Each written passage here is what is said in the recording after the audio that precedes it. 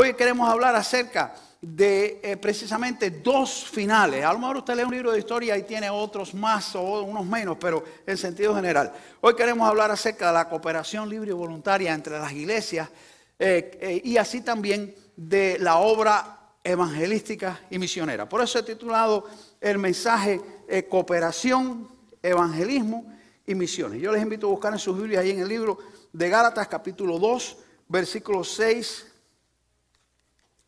al 10. Dice así la palabra del Señor. Después lean el pasaje completo, por favor. Dice, pero de los que tenían reputación de ser algo, y después vamos a ver a quién se refiere. Lo que hayan sido en otro tiempo, nada me importa. Dios no hace acepción de personas. A mí, pues, los de reputación nada me comunicaron. Antes, por el contrario, como vieron que me había sido encomendado el evangelio de la incircuncisión, como a Pedro el de la circuncisión. Pues el que actuó en Pedro para el apostolado de la circuncisión, actuó también a mí para el de los gentiles. Y reconociendo la gracia que había sido dada a Jacobo, Cefas y Juan, personas de reputación, que son Jacobo, Pedro y Juan, aquí se le dice Cefas, que eran considerados como columnas, nos dieron a mí y a Bernabé la diestra en señal de compañerismo, para que nosotros fuésemos a los gentiles y ellos a la circuncisión. Solamente nos pidieron que nos acordáramos de los pobres, lo cual también procuramos hacer con diligencia. Vamos a orar. Padre, ayúdanos en esta hora. Gracias por tu amor y por tu palabra. Permítanos, Padre, que tu palabra llene nuestros corazones, que nosotros podamos recibirla, llenarlos de ella, y que hoy, Señor, tu Espíritu Santo haga esa obra que solamente tú puedes hacer en el corazón de un ser humano. Te lo rogamos, porque sin ti nada podemos hacer, y te lo suplicamos en el nombre de Cristo Jesús. Amén. Tres cosas. Déjeme decirle, es importante que nosotros siempre sepamos esto. ¿Por qué hacemos las cosas? ¿Por qué hacemos? Ya dijimos, ¿de dónde sacamos lo que hacemos? Lo sacamos de la Biblia. Pero ¿por qué hacemos las cosas? Hacemos las cosas sencillamente porque aprendemos. Hacemos las cosas sencillamente porque nos enseñan a enseñar y aprender es bueno. Y cuando hacemos las cosas porque nos enseñaron y aprendimos, pues no está mal. Pero hace falta a veces un poco más. Hace falta que lo que nosotros hacemos no solamente sea porque me lo enseñaron y yo lo aprendí, sino que lo que nosotros hacemos lo hagamos porque nosotros, después de haberlo escuchado, estamos convencidos de que es lo correcto. Es importante que nos den una razón de por qué yo tengo que hacer algo. Que me convenzan realmente de por qué hago las cosas. No solamente que me digan, yo reciba y repita de una manera sin sentido en nuestras vidas. Porque verdaderamente para que nosotros tengamos una buena relación con Dios tenemos que hacer las cosas de corazón. Y para hacer las cosas de corazón hay que hacerlas con sentido y con razonamiento. Por eso es que en todos estos días hemos estado tratando de hablar algunos de estos principios y verlos a través de la historia, de la enseñanza de la palabra de Dios. Hoy queremos hablar de tres cosas en específico. En primer lugar, de la cooperación. ¿Por qué tenemos que cooperar unos con otros? ¿Por qué la cooperación entre las iglesias? ¿Por qué razón tenemos que salir a hacer evangelismo? ¿Por qué? ¿Por qué tengo que salir a hacer evangelismo? Yo decía en el primer culto que conozco una denominación y respeto, no me interesa, no es una crítica. Que las personas que pertenecen a ella tienen que salir a la calle. No es opción, es obligado. Si tú eres de esa denominación, tú tienes que salir a la calle, tienes que hacerlo. Y tienes que salir a hablar. Ellos ahí tienen la cuenta del tiempo que salen afuera porque es un requerimiento que incluso tienen que después que reportar y tienen que decirlo. En nuestra iglesia enseñamos el hacer evangelismo, pero no es una obligación. No es una obligación. Es una enseñanza y nosotros hacemos las cosas como Dios quiere que la hagamos, las tenemos que hacer de corazón. Si no la haces de corazón, no la hagas porque no le va a ser acepto al Señor. El Señor acepta aquellas cosas que de corazón nosotros hacemos para Él. ¿Y por qué hacer misiones? ¿Por qué tenemos que salir a hacer misiones? ¿Por qué tenemos que montarnos ¿Por qué las niñas tienen que hacer, ¿cómo se llama lo que hicieron? Tres leches y para venderlo y para reunir dinero y para mandarlo a Nicaragua? ¿Por qué? ¿Por qué tenemos que ir a construir un templo a Nicaragua si el de nosotros está un poquito desbaratado? ¿Por qué tenemos que ir a pintar un templo a Nicaragua si el de nosotros no tiene pintura? ¿Por qué tenemos que ir allá si el de nosotros tiene una plataforma antitacones? Sí, la dama que se monta aquí con tacones se sabe que sube, pero no sabe si va a bajar con tacones. ¿Por qué lo hacemos? Tiene que haber un porqué. Qué importante es que nosotros sepamos la razón por la que nosotros hacemos las cosas, y de eso se trata este mensaje. En primer lugar, ¿por qué ¿Por qué la cooperación? ¿Por qué cooperarnos con otros? Ya dijimos que nuestro primer principio es que todo lo que hacemos tiene que estar en la Biblia. Así que tenemos que ir a la Biblia. Yo les invito a que vayan ahí a sus Biblias en el libro de los Hechos. Y si usted busca ahí en el libro de los Hechos, en el capítulo 8, precisamente el versículo 4 al 8, dice la palabra de Dios que los que fueron esparcidos de Jerusalén por la persecución, pues dice que fueron primeramente hasta Samaria y estaban en Samaria compartiendo el evangelio. Fíjese usted qué interesante. La iglesia, Jesucristo le había dicho a la iglesia que debía predicar el evangelio en muchas partes, y después vamos a ver el versículo, pero ellos estaban tan contentos y se sentían tan bien en Jerusalén, todo era una maravilla. Ahí estaban los apóstoles, ahí estaba Pedro, Juan, ahí estaban todos los apóstoles, y ahí tenían poder y sanaban las personas, y aquello era una maravilla. Nadie se quería mover de Jerusalén, pero se olvidaron que Dios les había dado un mandato y que había que llevar el evangelio a todas partes. Y entonces ellos se quedaron ahí y Dios tuvo que permitir que llegara una persecución. La persecución no era buena, pero la persecución los movió a ellos para que salieran de Jerusalén. ¿Quiénes salieron de Jerusalén? Los cristianos fieles, los fuertes. Dice la Biblia que ninguno de los apóstoles se fue de Jerusalén. ¿Quiénes se fueron de Jerusalén? Los que menos aguantaron la persecución. Así ocurre. Cuando empieza el fuego, el que menos aguanta corre primero. Y dice que hubo algunos de los discípulos del Señor que cuando vino la persecución salieron. Pero déjeme decirle esto. A veces nosotros criticamos quizás los que corran, los que no resistan una cosa a la otra. Pero lo más importante es lo que esas personas sigan haciendo en el andar de su vida. Porque si usted está aquí usted sirve al Señor. Y usted está en otro lugar y en otro lugar sirve al Señor. Donde quiera que usted está haciendo lo que Dios quiere. Y dice que los que salieron huyendo de Jerusalén pasaron por Samaria y comenzaron a predicar el evangelio y hablaron en Samaria de Jesucristo. Y en Samaria se comenzó a convertir las personas. Y empezó a entregarse a personas al Señor.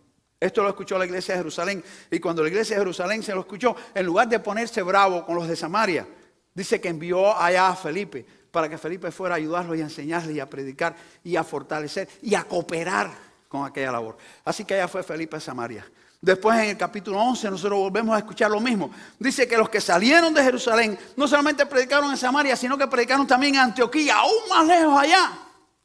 Y los que fueron a Antioquía se atrevieron un poco más, porque los que fueron a Antioquía no solamente le predicaron a los judíos, también le predicaron a los gentiles. Y entonces comenzó a convertirse gentiles y hubo una iglesia de personas, de judíos y de gentiles en Antioquía que conocieron del Señor. Y cuando la iglesia de Jerusalén acá se enteró que allá había también cristianos, entonces envió allá a Bernabé para que Bernabé fuera y los ayudara. Me encantan las palabras de Hechos capítulo 11, léalo después, donde dice que Bernabé llegó a aquel lugar y se encontró un grupo de personas ya convertidos, cristianos, que no les habló Pedro, que no les habló el apóstol Pedro, no les habló Juan, que les hablaron a aquellos cristianos que salieron huyendo de Jerusalén. Déjeme decirle esto, querido hermano. Si usted es un cristiano que no se siente muy fuerte ni muy valiente, no importa. Los primeros que predicaron el evangelio fuera de Jerusalén eran los que no se sentían fuertes ni valientes, que salieron huyendo, pero testificaron de Jesucristo. Si usted es un cristiano que no se siente muy fuerte ni muy valiente, no importa. Lo que hace falta es que nunca usted deje de testificar de Jesucristo, donde quiera que usted esté. Así se formó la iglesia de Antioquía. Allí la iglesia de Jerusalén mandó para ayudarle. Y ese pasaje es hermoso, porque dice la Biblia en ese pasaje que cuando llegó a ese lugar, Bernabé, dice que todos estaban ahí juntos y todos estaban sirviendo al Señor. Y me encanta el pasaje porque dice que Él los estimuló y los exhortó a que permanecieran fieles al Señor. ¿Cuánta falta hace eso? ¿Cuánta falta hace que los cristianos nos exhortemos y nos animemos unos al otro a permanecer fieles al Señor? Eso no es labor de un pastor. Eso es labor de cualquier cristiano. Un cristiano animando a otro para que siga fiel al Señor, donde quiera que se encuentre, donde quiera que esté. Por eso el pastor que vino la semana pasada y hablaba de la necesidad de ir a Orlando, ahí ahora, donde hay tantos personas que han venido de Puerto Rico en condiciones tan difíciles. Qué importante es que venga alguien que me ponga la mano al lado, que me ponga mano en el hombro y le diga, mira, no puedo hacer mucho por ti, pero vine aquí para darte ánimo, para exhortarte, para que busques a Jesucristo, para que aceptes a Jesucristo, para que sigas adelante, porque este tiempo malo que estás pasando va a pasar y vas a tener tiempos mejores del Señor. Qué importante es que nosotros podamos saber que el Señor nos espera que nosotros nos exhortemos unos a otros y cooperemos unos con otros, como lo hizo la iglesia de Jerusalén con la iglesia de Antioquía. Y así ellos cooperaron en la labor de fortalecerse en la vida cristiana. Pero no solamente cooperaron en la labor del fortalecimiento de sus vidas cristianas y de sus relaciones con Dios unos con otros, sino que los propios los propios apóstoles y ministros se ayudaron unos a los otros. Cuando tuvieron necesidad de reunirse todos para hacer algo, pues entonces se reunieron y lo tomaron en cuenta. Como aparece, por ejemplo, en el libro de Hechos, capítulo 15, cuando fueron a reunirse para tratar un asunto doctrinal. Mire, las iglesias siempre han tenido problemas. Lea la Biblia. Y usted va a ver en la iglesia, en el libro de los Hechos, que es la historia del comienzo de la iglesia, cómo tuvo problemas. Así que no se asuste cuando la iglesia tenga problemas. No se asuste cuando usted hoy escuche que una iglesia tiene problemas, que otra iglesia tiene problemas. La iglesia de Jesucristo siempre ha tenido problemas porque el maligno, el enemigo de la iglesia, siempre estaba tratando de atacarla. Desde afuera y desde adentro. Así pasó y se tuvieron que reunir todos. Los de Antioquía vinieron todos y se reunieron ahí en Jerusalén para tratar un asunto doctrinal y llegaron a un acuerdo. Pero, ¿cómo funcionaba esto? Era la iglesia de Jerusalén la jefa de las demás iglesias porque era la primera que existía. Era la iglesia de Jerusalén la jefa de las demás iglesias porque ahí estaba Pedro, porque ahí estaba Jacobo, el hermano del Señor, que era el pastor de la iglesia de Jerusalén. No dice eso la Biblia. Dice la palabra de Dios en el capítulo 13 del libro de los Hechos, que un día el Espíritu Santo, que realmente es quien manda en la iglesia, dice que el Espíritu Santo le dijo un día a la iglesia de Antioquía: sepárenme aquí a Saulo, a Pablo, que es Saulo, y a Bernabé para la obra que los he mandado. Escúcheme bien, cuando leemos el pasaje hay cosas que no nos damos cuenta. No nos damos cuenta muchas veces que la iglesia de Antioquía, cuando el Espíritu Santo les dijo: sepárenme a Pablo y a Bernabé para la obra que los he encomendado, ellos dijeron: espérate, vamos a ir ahora a Jerusalén, que es la iglesia madre, para pedirle permiso a la iglesia de Jerusalén para que nos permita mandar a Saulo y a Pablo a la obra que el Espíritu Santo nos mandó. Ellos no hicieron eso. Ellos no fueron a Jerusalén para pedirle permiso a Pedro, para que Pedro les autorizara a ellos a moverse a aquel lugar. Ellos no hicieron eso. Ellos obedecieron al Espíritu Santo, que es el que manda en la iglesia. Y dice la Biblia que ellos impusieron las manos y los encomendaron al Señor. Y entonces Pablo y Bernabé salieron a hacer toda una tremenda obra misionera a través de toda Europa. Y vemos cómo aparecen todos los viajes misioneros de Pablo. Así que no había un sentido de gobierno de una iglesia sobre la otra. Había un sentido de cooperación, pero no había un sentido de gobierno. Yo recuerdo una vez en una iglesia que había ciertos problemas. Y uno de los hermanos de la iglesia estaba bravo con la convención a la que ellos pertenecían. Y me dijo: lo que yo no sé es por qué razón, si la convención sabe lo que está pasando aquí, no viene a resolver esto. Y yo le dije: la convención no puede venir a este lugar. Me dijo: ¿cómo no va a poder venir? ¿Para qué está el presidente de la convención? Y le dije: el presidente de la convención no puede poner un pie en esta iglesia si esta iglesia no lo llama y le pide que venga. Porque el presidente de la convención no tiene autoridad para entrar a esta iglesia a arreglar ni a decir absolutamente nada. Nosotros pertenecemos a la Asociación Bautista de Miami. Nuestra iglesia pertenece a la Asociación Bautista de Miami. Nuestra iglesia pertenece a la Convención Bautista de la Florida. Nuestra iglesia pertenece a la Convención Bautista del Sur de los Estados Unidos. Pero ni el mismísimo presidente de la Convención Bautista del Sur de los Estados Unidos, me perdonan, cuyo nombre se lo debo en esta hora, puede venir a la iglesia de Coral Park a decirle a la iglesia de Coral Park lo que la iglesia de Coral Park tiene que hacer. No es así como funciona. A menos que la iglesia de Coral Park mande a buscar un directivo de la convención para que venga a tratar un asunto determinado.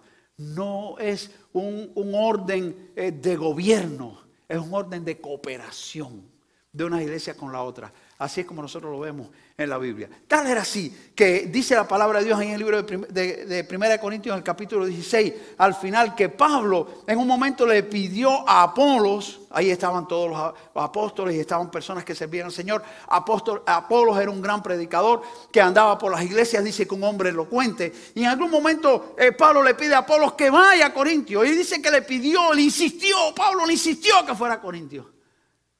Yo no conocía a Pablo, pero pues la manera en que se muestra en la Biblia, Pablo tiene que ser un hombre bien fuerte, ¿sabes? Un poco más traquilloso. Y no vayan a mirar a nadie por ahí, no. Pero Pablo era un hombre tremendo.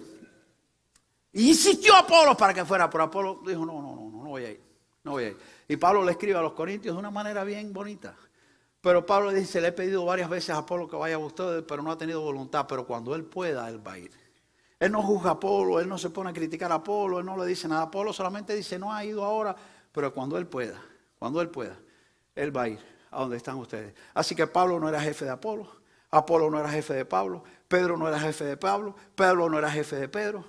pero ellos trabajaban en coordinación. ¿Por qué yo sé que Pedro no era jefe de Pablo? ¿Usted sabe por qué? Dice la palabra de Dios en el libro de Gálatas, el capítulo 2, que tuvieron una conversación fuerte. Pablo narra en el libro de Gálatas. El libro de Gálatas es un libro donde Pablo está narrando acerca de un problema doctrinal que había.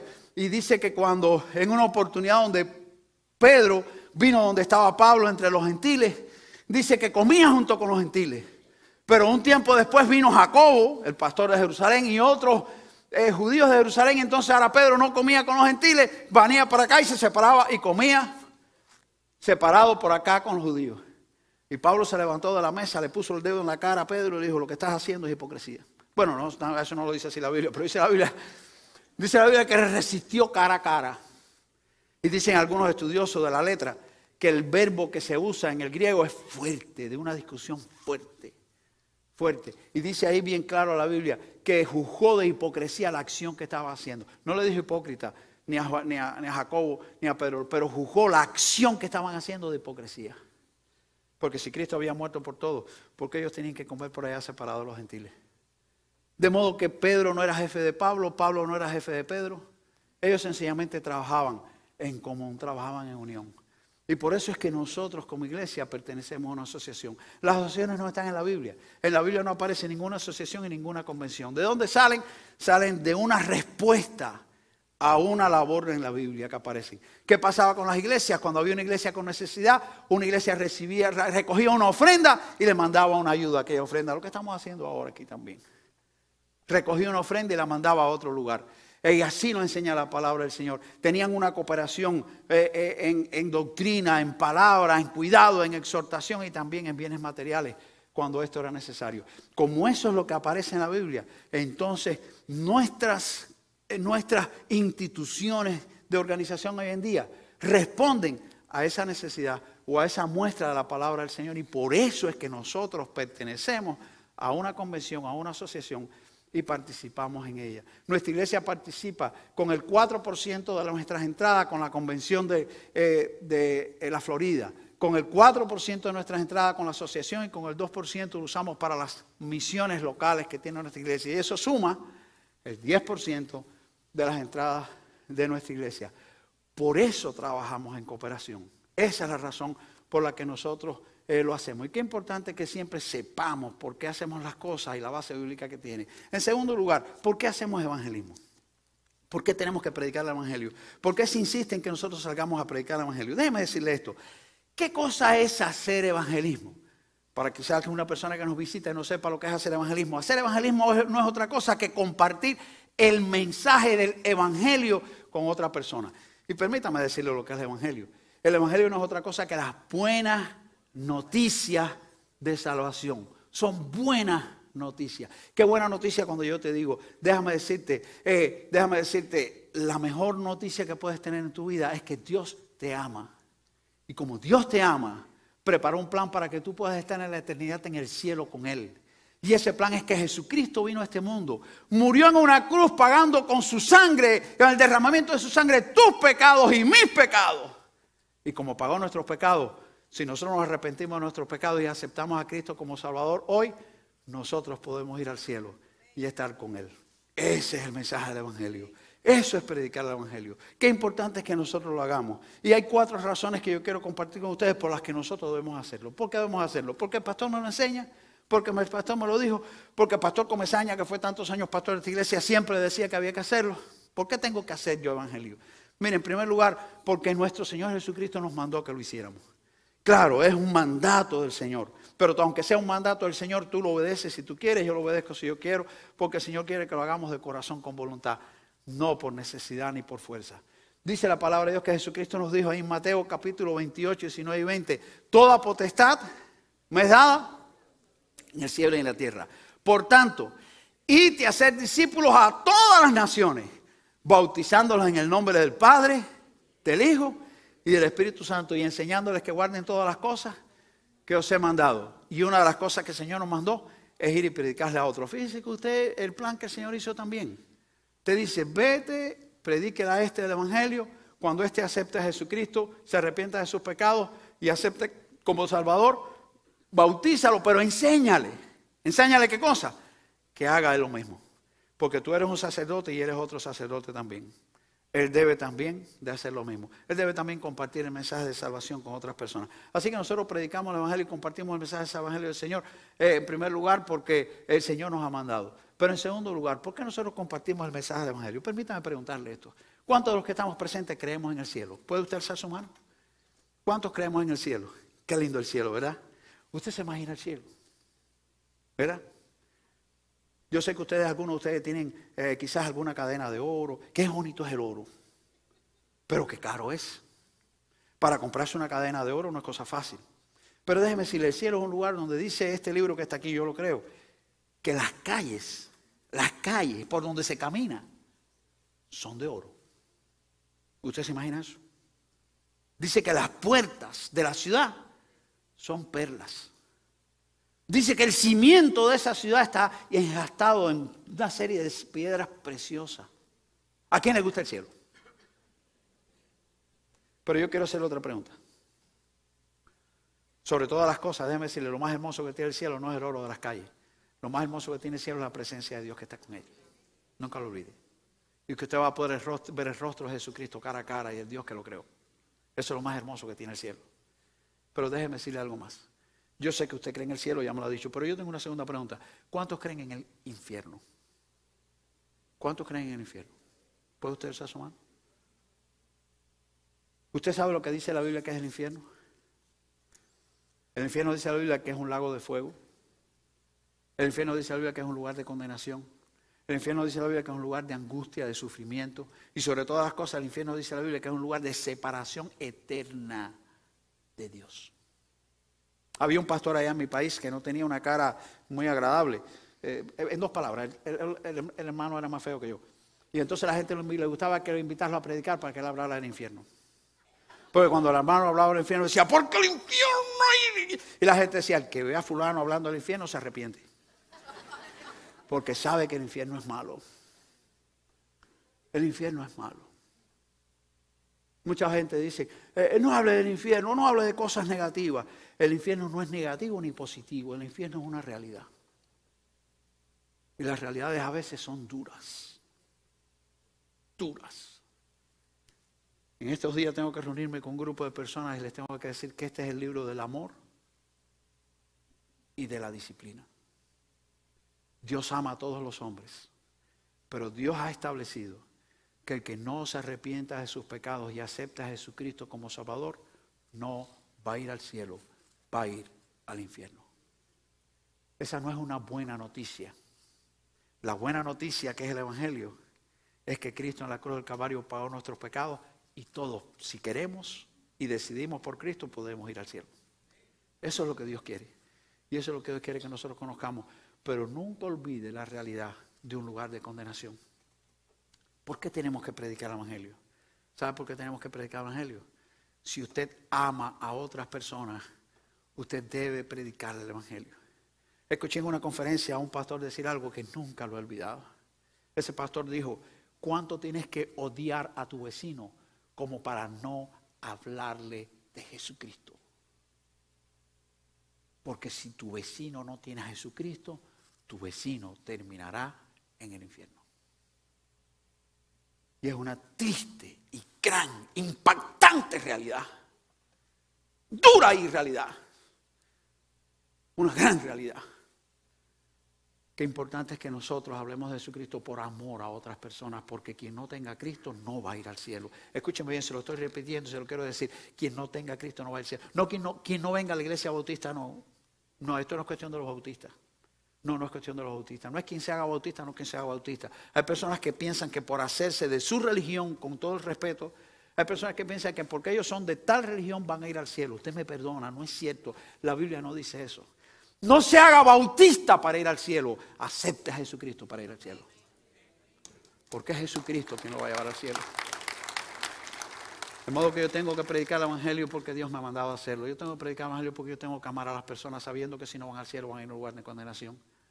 En tercer lugar, yo tengo que predicar el Evangelio porque déjeme decirle, y lo he dicho estos domingos atrás, el Evangelio es la única manera de cambiar este mundo.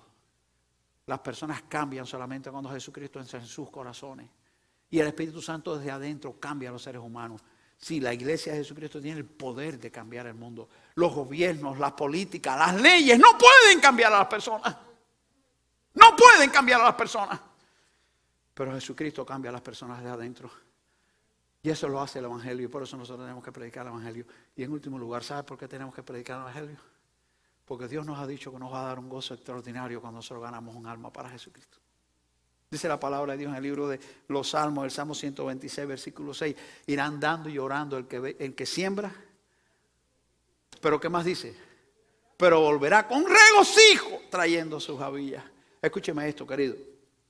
De todos los goces que usted pueda tener en la vida, usted no va a encontrar una alegría más grande en este mundo que ganar un alma para Cristo. Yo le voy a decir por qué. ¿Usted sabe por qué? Porque todo lo que usted alcance en este mundo se va a quedar.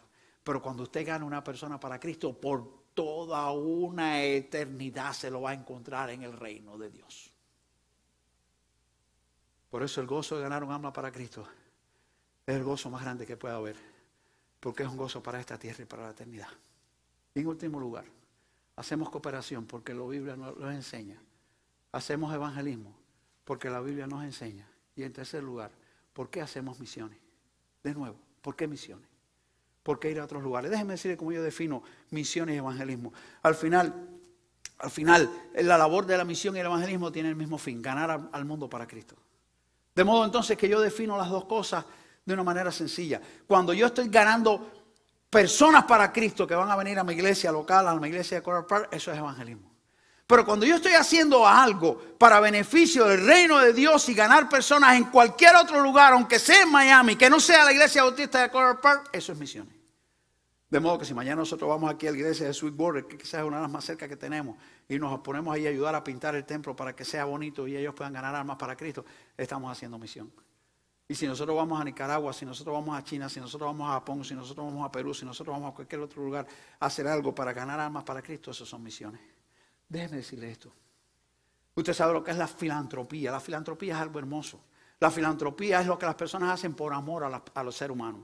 Las labores de filantropía en el mundo son extraordinarias. Hay personas que mantienen orfanatos, hay personas que mantienen hospitales, hay personas que han fabricado hospitales en África, hay personas que han hecho acueductos donde no hay agua, hay personas que han hecho labores filantrópicas preciosas.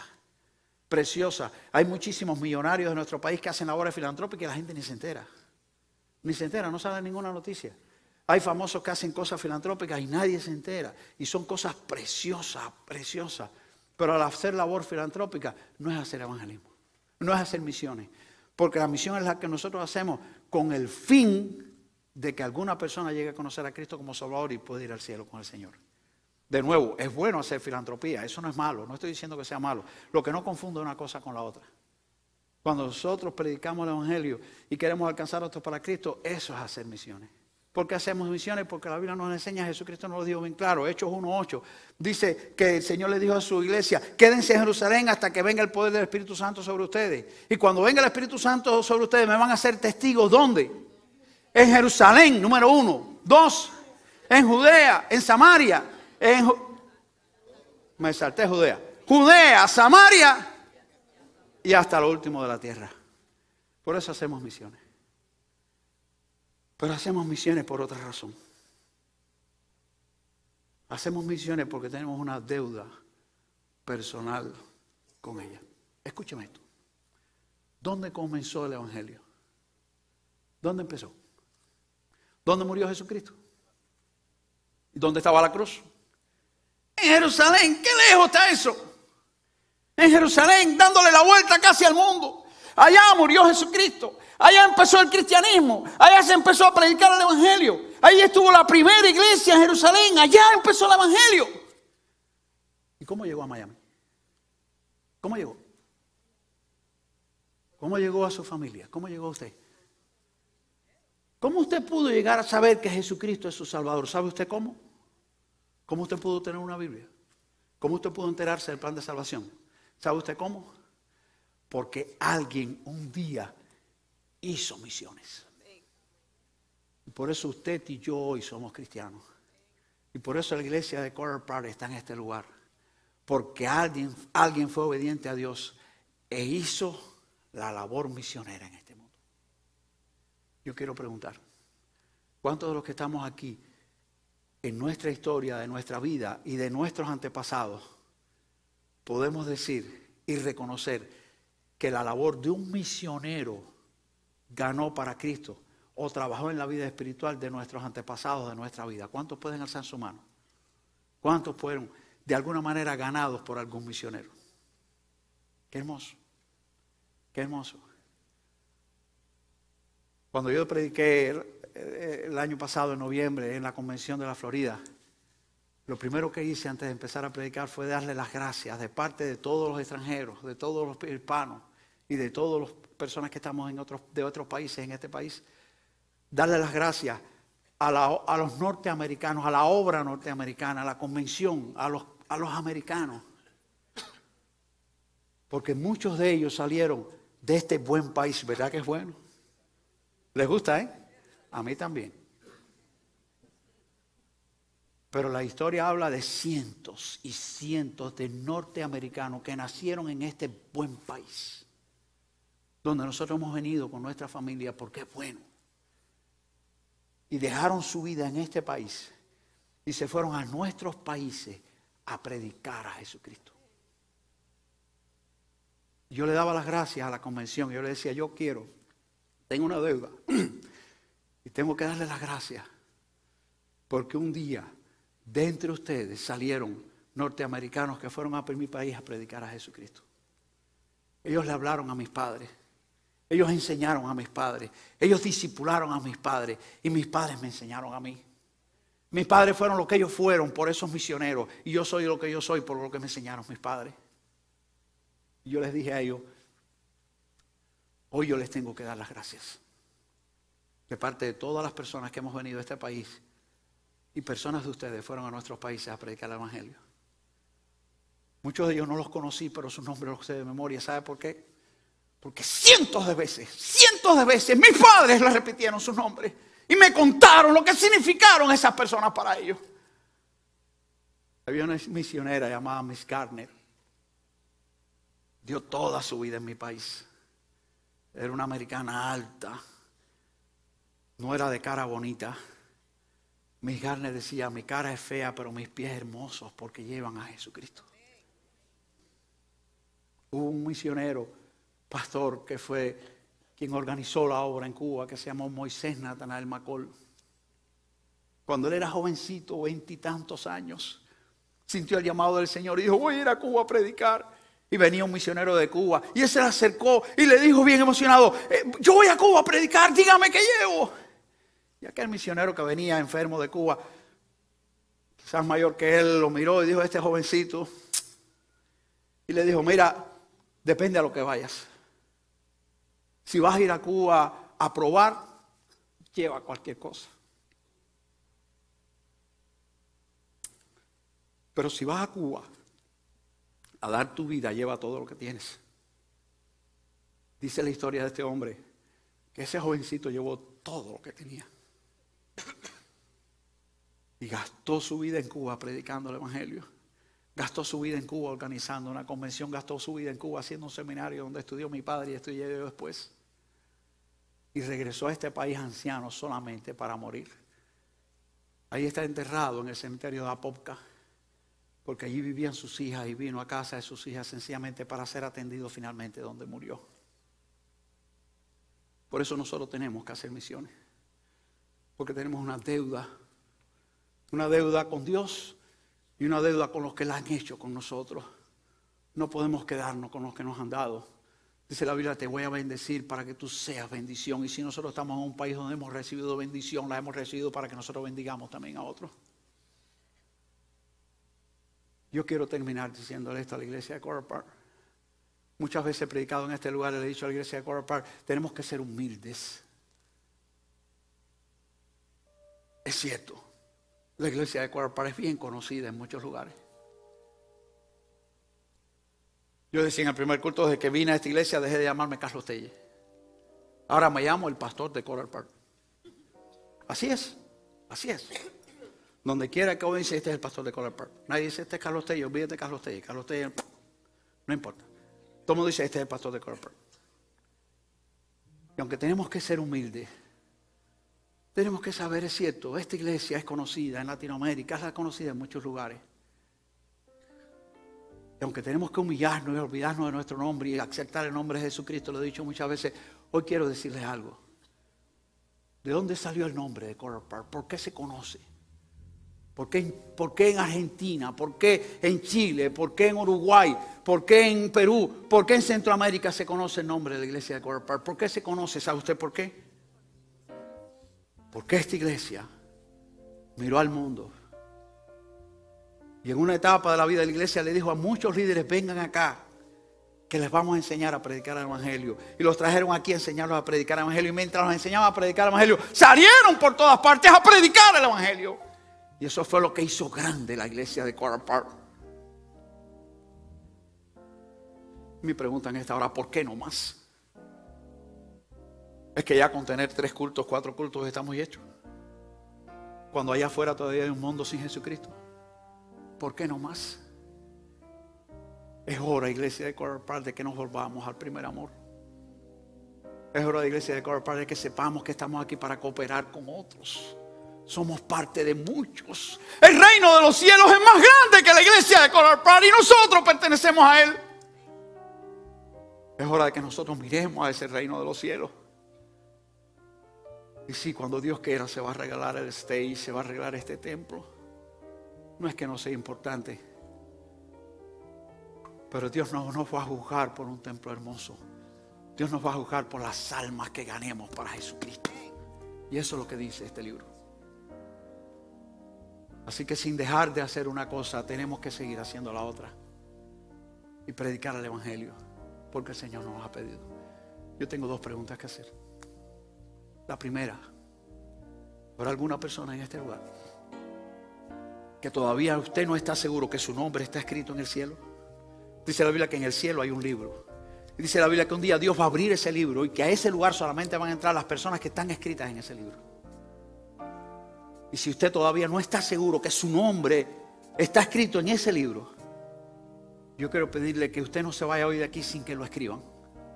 Yo no lo estoy invitando a que se haga bautista ni miembro de la iglesia de Coral Park para que su nombre esté escrito en el libro de la iglesia de Coral Park. El libro de la iglesia de Coral Park no va a ir al cielo.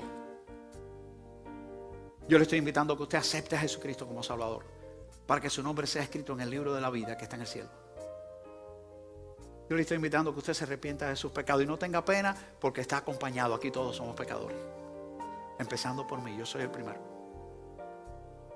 Lo que usted tiene que hacer es hacer lo que yo hice un día, que me arrepentí de mis pecados porque me sentí pecador, sabía que era pecador, y le dije: Señor, perdona mis pecados. Gracias porque Cristo en la cruz pagó mis pecados. Yo quiero aceptarlo como mi Salvador.